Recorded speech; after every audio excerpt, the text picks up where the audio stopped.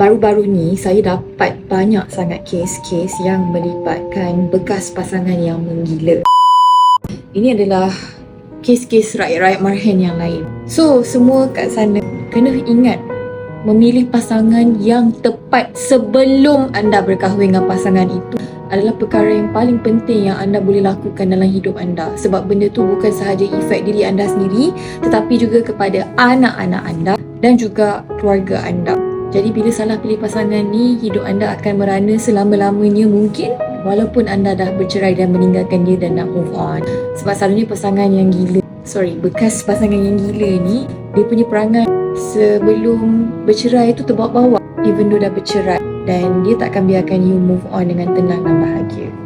Remember that, ladies and gentlemen, lelaki dengan perempuan sama-sama kena pilih pasangan hidup yang tepat. Jangan ingat muka handsome, cantik je. Perangai dalaman tu kena selari dengan tanggungjawab yang bakal digalas sebagai seorang ayah ataupun ibu. That's all from me now, Liana the Lawyer. Selamat berpuasa.